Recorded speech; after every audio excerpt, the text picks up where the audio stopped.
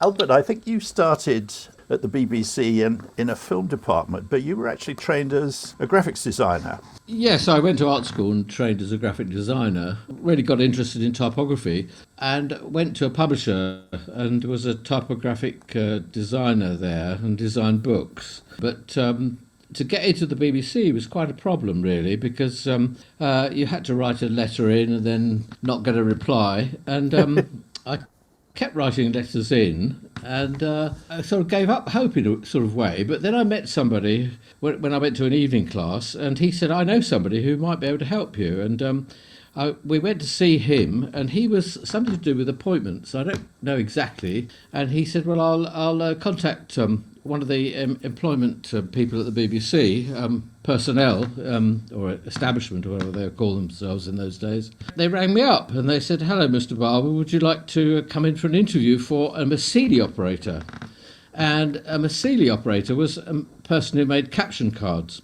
And it was quite a clever Yes. device that they melted the captions onto the caption boards, and then they stuck them in front of a camera. I mean, quite a good, nice system, really. But also things like caption cards for the end for credits, and they do rollers as well, Yes. caption rollers.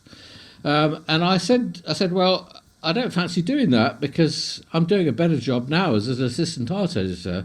And we'd been producing quite a lot of books like The Shell Guide to Scotland, and we did the First World War with A.J.P. Taylor and people like that, and he came into the office. So it's quite a thrill to be working for this publisher.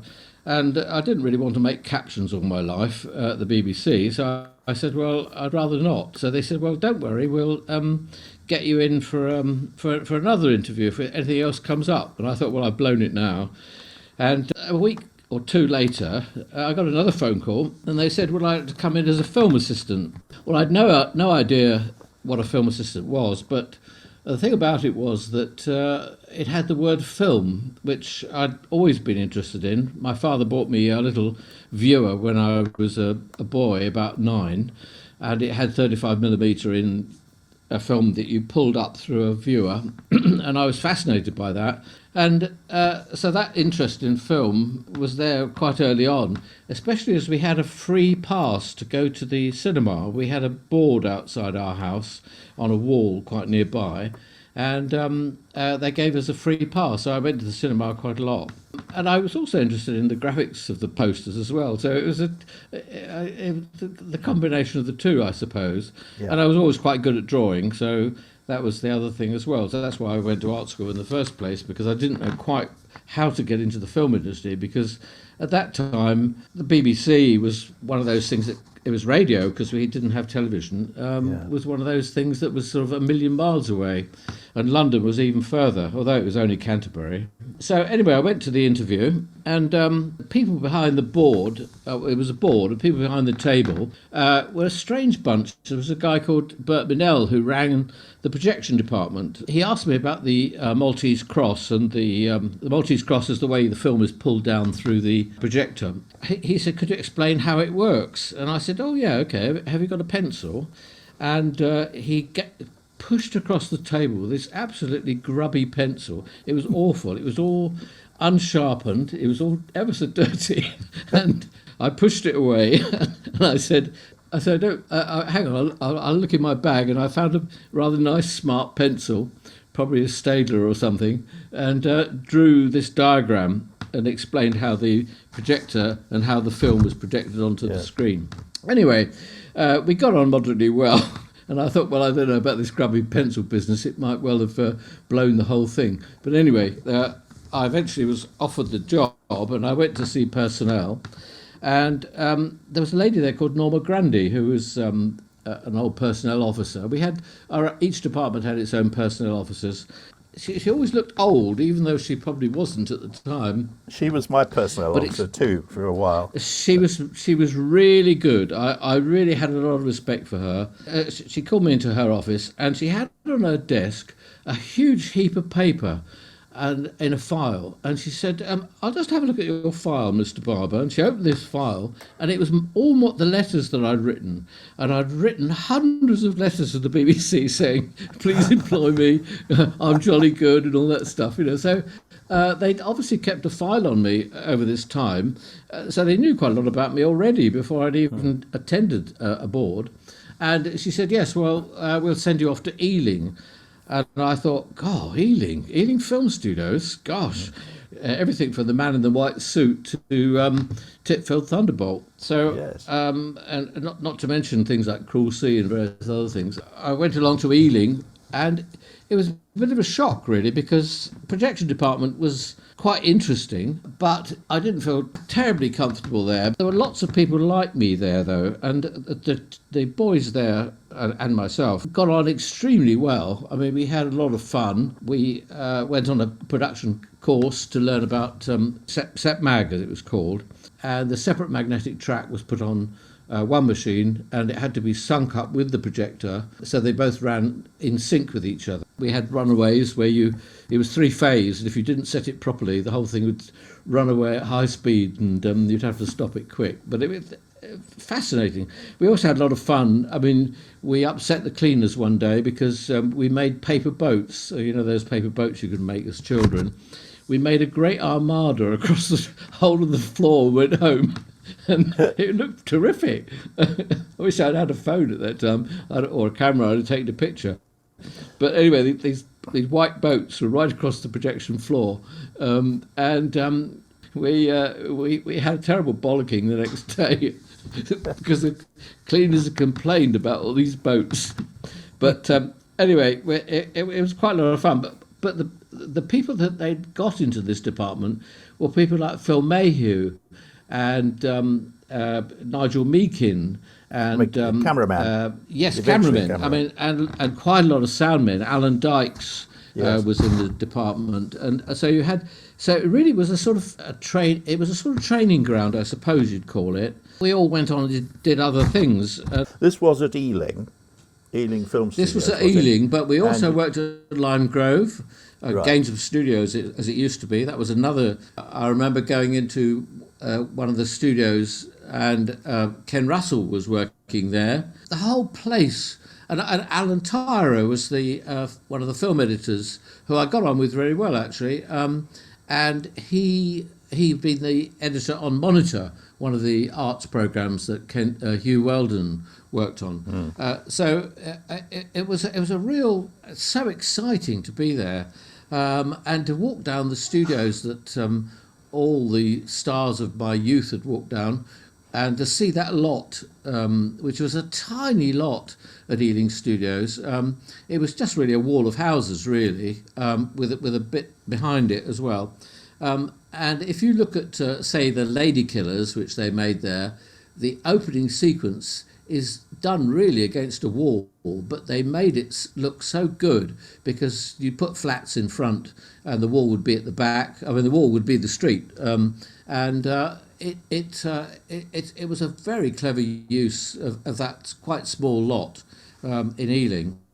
I also worked at Television Centre, and eventually I ended up in Television Centre on the first floor, and there people would come in like Chris Newpen, who was an arts director, producer. Jacqueline Dupre came in with Barenboim. Jean Moreau, who from the film Jules et Jim, as you probably know Jean Moreau, French film actress, she came in. You'd see all these people that were all part of the exciting art world at the time. So for me, it was just terrific. I mean, I used to walk over to the studios because they were fairly open and you could look into the studios. So that also gave me a great thrill. Z Cars was going. I eventually moved into sound dubbing and got quite interested in sound dubbing. It was just in a small role, just as a little team working on things. We worked on the War Game. We worked on a lot of the.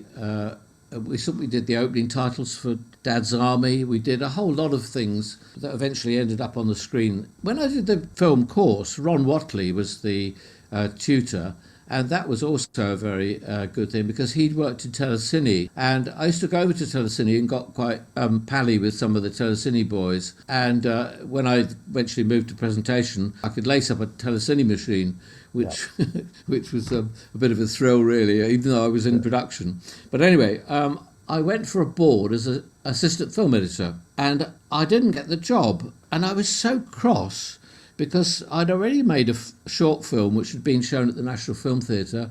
It was only about 2.5 minutes long, but it was a graphic designer's film, really, full of smart images and looking very, very interesting. And we dubbed it with Alan Dykes in the dubbing theatre that I worked in. It did very well, and it was all shot on an old Bolex camera, which I shot myself. So I thought, really, that I knew quite a lot about film. I knew a lot about the film directors that existed. And Norma Grundy called me into her. I rang up Norma and I said, "Look, Norma," I said, "I know the guy who's got this job. He doesn't make any films. He's not interested in film.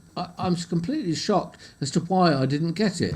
I mean, there might be a very good reason." And she said, "Well, Mr. Barber, we didn't see you as a film editor. We saw you as a producer or a director." And I said, "I'm surprised, really." And she said, "What we'll do, we'll put you up for a couple of boards." So they put me up to a couple of boards. One was to arts features, and the other one was to presentation department. I went along to the boards, and I didn't get the arts one, which was in a funny way, a sort of blessing in a way.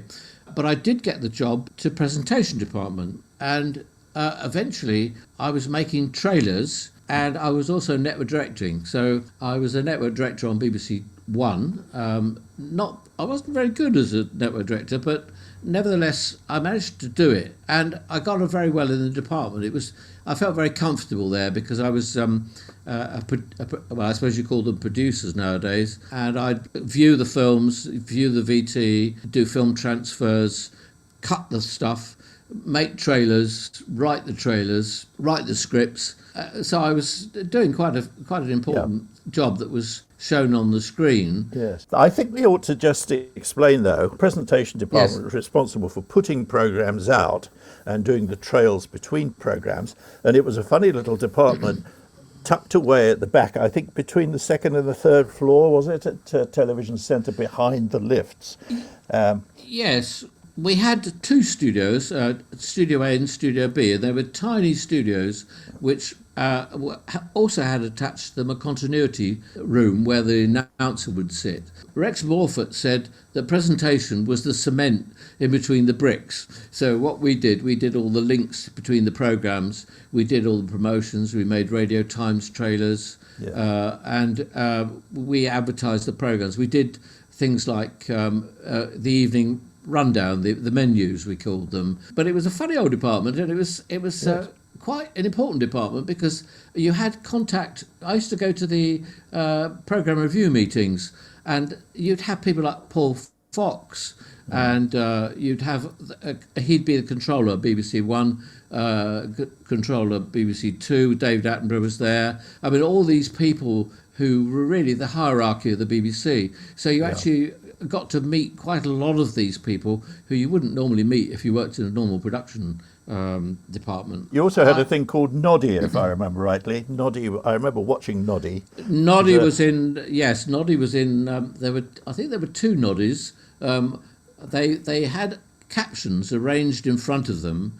They were tiered. And what happened is Noddy was a camera that would nod down, and it would feature on one particular caption. In fact, ironically, they were Massili captions, and then you'd put those up on the screen. So you'd have the evening, and you'd direct the vision mixer to put the programs out. So I went back to the studio where they have the presentation department nowadays, and it's not very different to the one I knew. They have a live narrator, and they have a director who cues them in and works out the timings of the programs and the trailers. So it was like going back home from home, but it's very electronic now and very automatic. So it doesn't have quite the same atmosphere that we had. Now, presentation department actually did have their own programs, besides doing links. They had Yes. programs like the 50s, for example. Points of View. Yeah, they I did. think. They did a thing with Will Wyatt.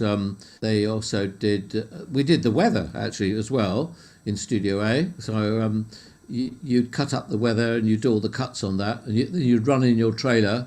So that was another. As a network, you were a director in that studio, and that again was fascinating. I mean, you could try things out. I remember there was a pop concert or something. It was during the 60s, so all the flower power and everything else was there. And I thought what I'd do, because I'd seen a similar thing at the National Film Theatre, I'd do a sort of a flower power sort of trailer advertising all this. So what I did, I got a whole lot of 35mm film and I drew all over it.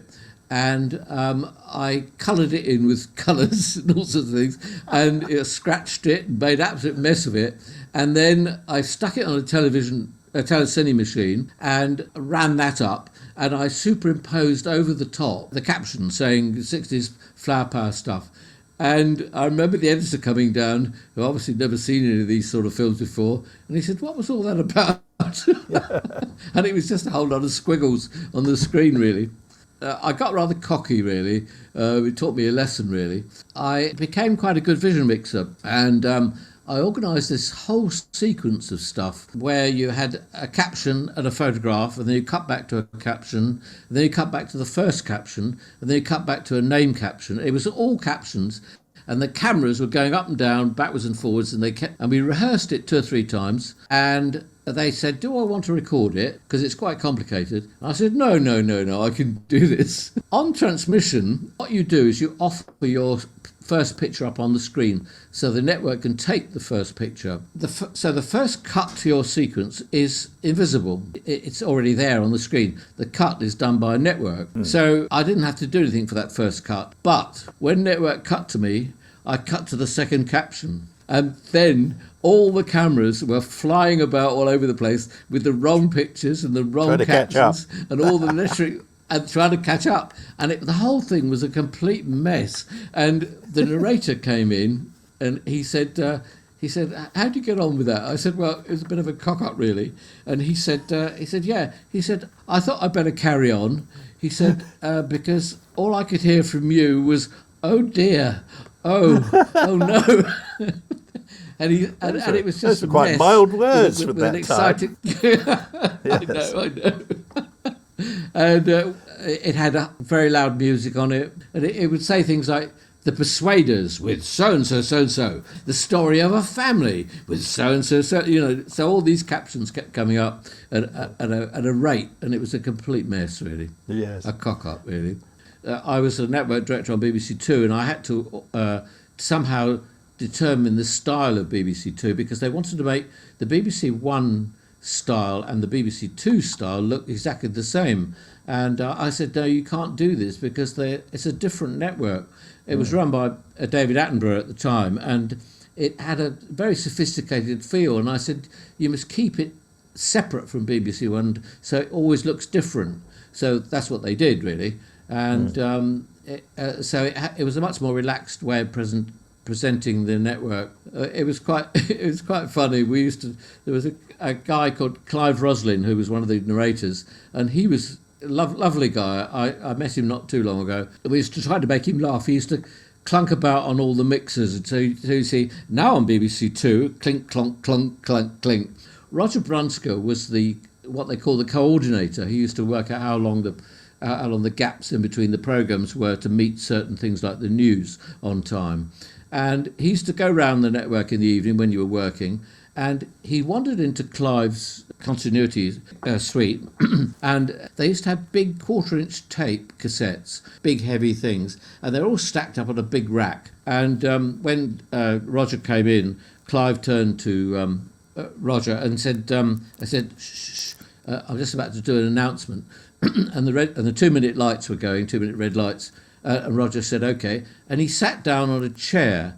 Now, he didn't know that this chair had a wonky leg. And as Clive went on air, the chair tipped over. Roger, who was quite a big lad, tried to correct himself.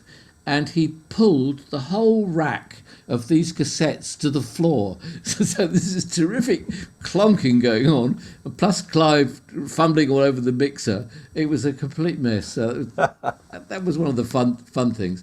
Yeah. Yeah, no, presentation department was fascinating, and I think people who ran it were quite ambitious for it, really, and quite a number of series came out of those little studios there. Yeah, yes, they did. It had its own niche, but it was a sideways department. Yes. Rowan Ayres was the main guy. Rowan Ayres tried to extend the programme base. He had a thing called Late Night Lineup, which had Joe Bakewell in. It was open-ended, so the whole programme could go on and on and on, and sometimes it did. But none of the engineers minded, because they would get an extra payment for working beyond a certain time, so they could probably get taxes and everything else home. So that was in the day when the BBC was really quite good at looking after you, really. It was very much a benefit. Although you didn't get the big salaries, you get all these other fringe benefits. Indeed. Like the pension. And well, like the pension, yes, exactly. Yes, absolutely. Now, you worked on Playschool and Playaway and things like that.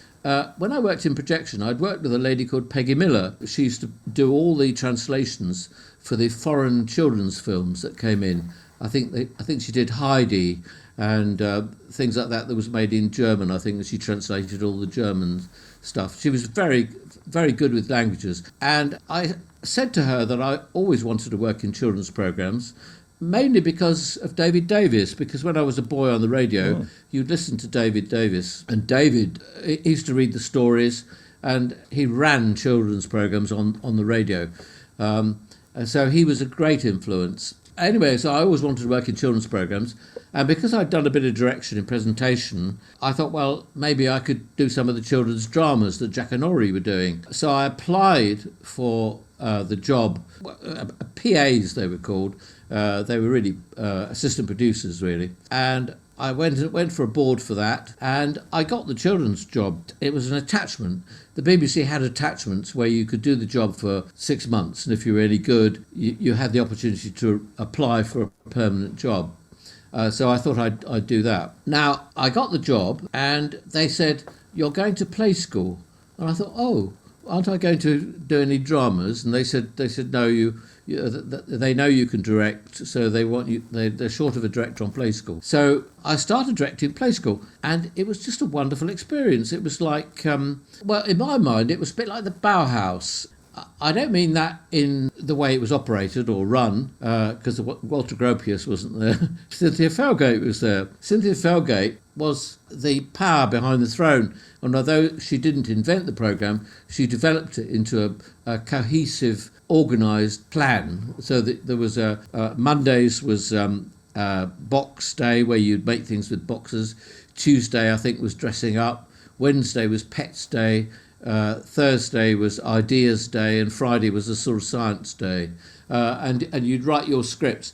The thing is, you'd have to write your scripts, and I think that because I'd written trailers, writing a 25-minute show after writing 1-minute pieces that said tonight on BBC the third inter-round of the fourth leg of the football team, or whatever it was called, at 7:30 on BBC One, was a bit different than writing 25 minutes worth of stuff for Big Ted, you know.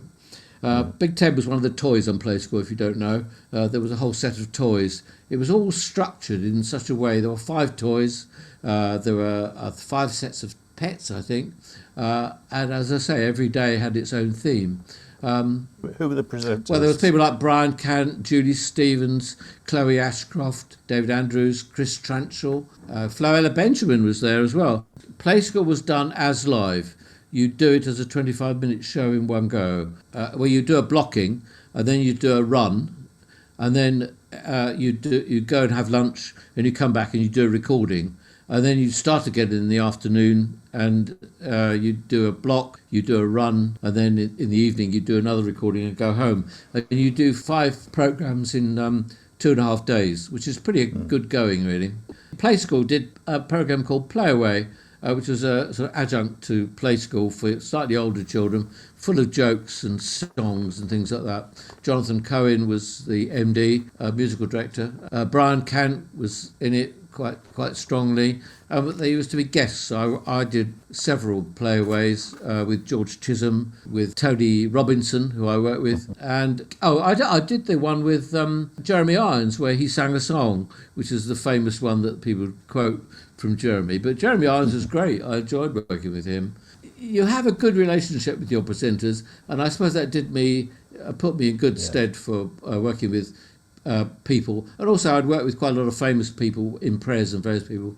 We used to get Cliff Richard to do a minute's trailer and things like that. So it wasn't out of the way to work with quite a lot of well-known people. Playschool did Playaway, and they wanted, and Cynthia thought it'd be a good idea to do 6 programmes using the presenters from Playaway on a subject that they wanted to do themselves. Johnny was given one, Brian Cant was giving another, and Jonathan Cohen was given another one, and Derek Griffiths was given another one. And Derek chose flying because he flew aeroplanes. He had a pilot's license, so he did one of flying. And Peter Charlton was given Johnny Ball. But Peter Charlton caught something, measles or something, I don't know what he caught. But anyway, he couldn't do what turned out to be a pilot programme. So they said, well, why don't we get Albert to do it? So I did it, and Johnny and I almost locked ourselves into a little room in the East Tower where the children's department was. Johnny, I said, what do you want to do, Johnny? He said, I'd like to do one on puzzles. And I said, well, Johnny, you got the wrong man here, because I can't do puzzles. So we had all these discussions, and at the time at the ICA there was a exhibition of lasers and laser art, I suppose you'd call it. That's the ICA in the Mall. I took Johnny down there. And I said, why don't you do it on the idea of puzzles and numbers? Because there were lots of puzzles that include numbers, like adding up and remembering the number you first thought of and stuff like that. And Johnny was captivated by these numbers. And I said, a laser has a single wavelength of light. And I said, you could say that's got a number, and you could relate it to the earlier part of the programme. So start off with your puzzles and your number ideas, and then go on to the more scientific things at the end, like lasers and holograms and things like that. So he said, great. And he quite liked the lasers. So Johnny quite likes danger, so I imagine he quite liked, because they were brand new, these things called lasers. And I think he quite liked the idea that they were quite dangerous as well, so he couldn't look into them and all that stuff. But anyway, we did a pilot up in Manchester, and we had Ken Ledson do this set, which was a number of doors, which Johnny would open and then reveal something or other, and we'd have an audience. So we set this programme up, and it was for half an hour, and Johnny wrote it, and I produced it, and it went out on a Saturday, and it had an amazing audience. And it was a bit of a surprise to me, really, although we thought it was a good programme, and it was a surprise to Johnny. And at the departmental meeting, Monica Sims was the head of the department. Monica decided that we'd do a series of 6, and we weren't going to be in Manchester, and I was a bit upset about that, because I thought they'd done a really good job for us. It was going to be in Bristol. And my impression of Bristol was that they all went home at 4 o'clock and worked on their allotments. But that was absolutely far from the truth. They were fantastic. They built this programme, and we had a designer called John Bone, who was also fantastic. We had a whole lot of input from them. And we made this first series of a number. We had a wonderful team. We had Mike Seddon, who was one of the assistant producers, and another guy who you probably know, George Auckland, who was fantastic. George used to chuckle, and we used to just have a lot of fun. There were all sorts of things that we had a block of ice which was there to show how different states of water was. So one was frozen, the other one produced steam, and the other was liquid. So it was to show these different states. And I wanted a block of ice so that we could pour some boiling water over it, and so you could see the steam, you could see the liquid, you could see the solid state. And it was supposed to be blue, this block of ice. And I said to George, you all right with this ice? And he went, yes, but he looked a little bit to one side. But anyway, come the rehearsal, this cardboard box turned up. And I said, where's this block of ice? And they said, oh, it's all right, don't worry. Because it's been tinted. And eventually we did the run. We did it as like a conventional program that we'd done, like you do Playschool. So you do a rehearsal, you do a block, and then you do a recording. Anyway, the next time I said, cue the block of ice. And instead of a block of ice coming along, or a cardboard box, come to that, a white block of ice came in. And I thought, I said over the talkback, where's this bloody blue ice gone? And anyway, we did the show. It was all right. It didn't really matter that it was white or transparent. And I said afterwards in the club, I said, what happened to this blue block of ice? And they said, well, we didn't really want to tell you, but we had a phone call from a man on the M4 who'd had an accident in his lorry carrying this blue block of ice, and he was surrounded by little tiny blocks of ice. At another occasion, George managed to get a Chinese typewriter. Now, I don't know if you know of Chinese typewriters, they all have these characters. Now, George doesn't speak Chinese, and neither do I. So we didn't know what they all meant, but we showed this thing on the programme, and it was quite interesting to see how these little individual characters would come up and hit the paper and so on. Now, George was in charge of this thing, and he managed to get it down in the lift and everything without it all tipping over. But when he put it in the taxi, the whole thing fell over, and all these little tiny pieces of character fell over the taxi floor. So he spent ages putting them all back, not knowing whether they should go here, there, or everywhere. Yeah. It's great. But we had a lot of fun on this. I used to arrive terribly late at Paddington Station when we went down. I remember one day I arrived so late that I opened the train door as it was leaving, threw my briefcase in, thinking that if anything happened, all my notes would at least arrive in Bristol, even though I might be left on the platform. So I managed to jump into the train just as it was going and shut the door. Not a thing you can do nowadays. And I went down the corridor, and there they all were, drinking their coffee and eating their bacon butties. But we had a lot of really good work from Bristol. Yeah. I made think of a number, and then Edward called me into his office and said, how about making another programme which is completely different? Now, Edward is Edward Barnes, who was the new head of department from Monica Sims. He was what I would call a producer's head of department, because he would actually be very much in contact with the programmes. He would be a programme maker himself. He came from Blue Peter, so he knew how to make programs and what was involved. But he would be very constructive, so you'd always have an idea, and he would always watch your programs.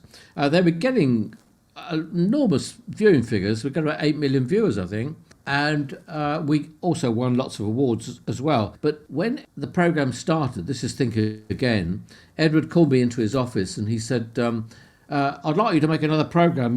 He said, you've done all these programs for Think of a Number. He said, can you make something else? I said, well, yeah, if you like. He said, yeah, make the same program but make it different. I said, oh, all right. So we made Think Again. Think Again was about things that you wouldn't normally do a program about, really. Things like chairs and doors. We did a whole program about doors. If you look at doors, they've been around since the world began, really. We did things on paper. We did things on the water system, as I mentioned earlier, and so on. But after a while, I began to get a bit fed up with making the same program. We'd got all the awards. We'd got the Prix Jeunesse. We'd got a BAFTA. We got the Ocean Broadcasting Union, and we'd even got nominated for a New York Emmy Award. So I went to New York and we got that. But somehow, when you've been doing a thing for quite a long time, you really want to move on. So I decided that I'd make a break with Johnny. I moved on to make a programme again because of Edward, called Windmill. Windmill was a programme using BBC film clips, and because I'd had a fairly wide knowledge of television history, I could get things out of the film library. The film library at that time was in Windmill Road in West Ealing, and I got involved with going down there and collecting bits and pieces that we could include into the programme. Again, I kept the team, which were great. It's a great comfort to have your team with you.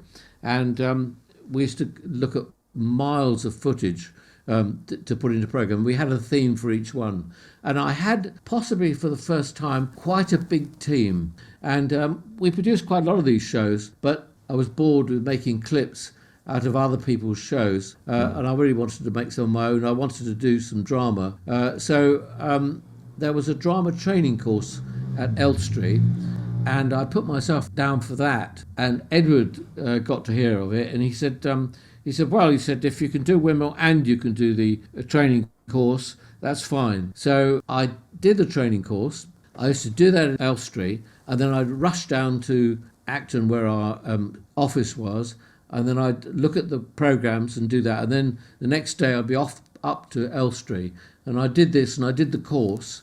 It worked out quite well, really, though I began to have less involvement in a way. But after doing this drama training course, Grange Hill wanted to do a show with children that had been, they'd got muscle wasting, which meant they probably wouldn't survive beyond the age of about 20, 25. So it was rather a sad situation. And they wanted somebody who was sympathetic with making programmes for children. And my range of programmes, from Playschool right through Playaway, right through to Think of a Number and Think Again, sort of suited the producer to have a director coming in to do this one programme. And the producer was Ron Smedley. I did the programme. I went down to see the children. It was a school in the Barbican, and we cast the children, and we did that, and it was really quite a good programme in the end. And Ron said, wouldn't mind having you on my team. So Ron said, would I like to do a block of Grange Hill? So I did a block of Grange Hill, and Anthony Mingello was the script editor, and we got on very well. And it just so happened that Jane, my wife, also worked with Anthony Mingello, so he was sort of like family in a way. It's a tragedy that he died, but nevertheless. When you do single camera stuff and even multi-camera stuff, your relationship with the artist is paramount, really. Yeah. And I felt very comfortable doing that when I left the BBC. Yes. I got over all those fears when I worked on Grange Hill, because I did one of my first scenes on Grange Hill was with all the adult artists all sitting round, and I didn't know any of their backstory.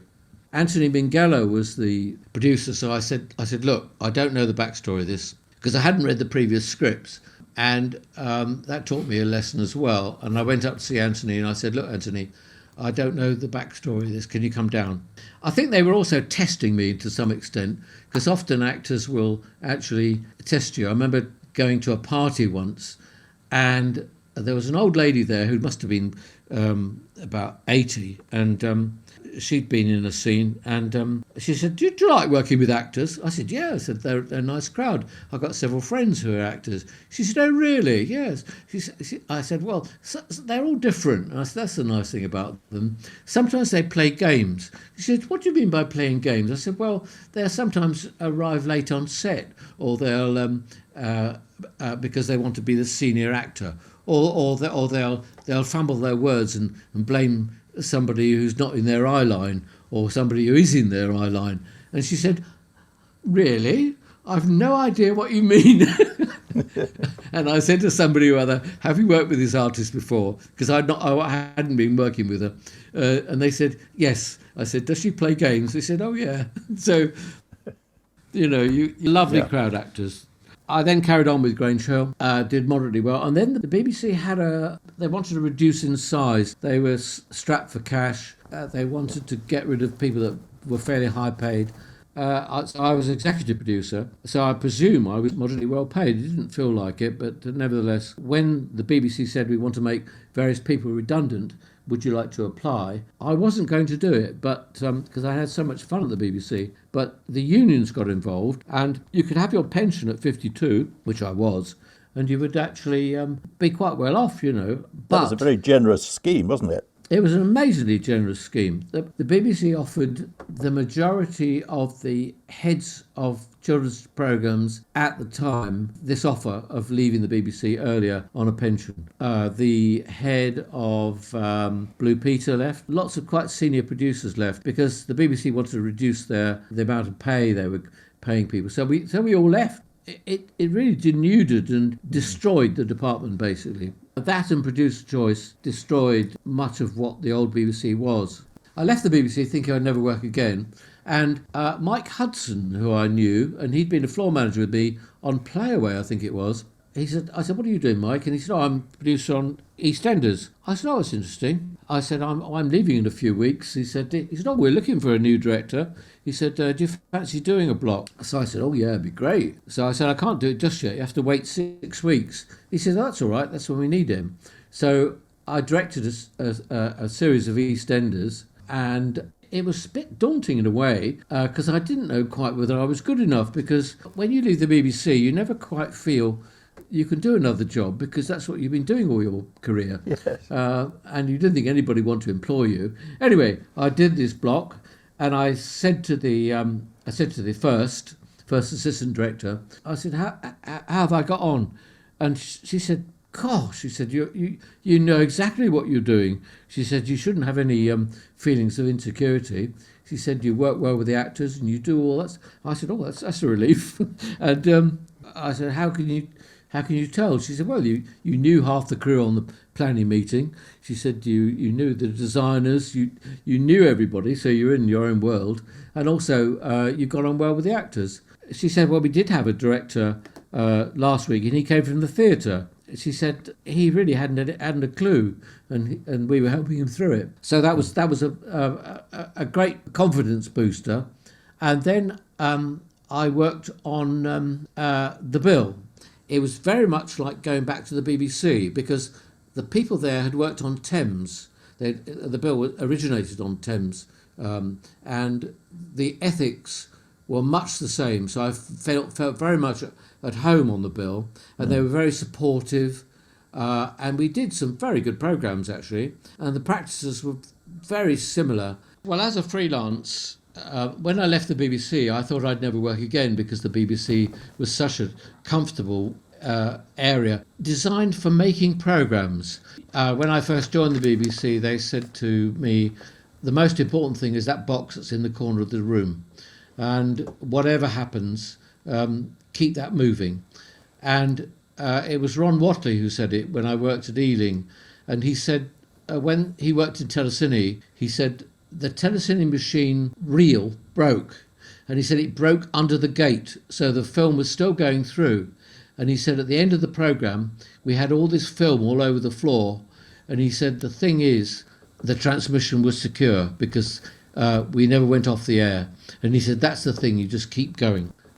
Albert, thank you very much for telling us all those things. That was great. Thank you.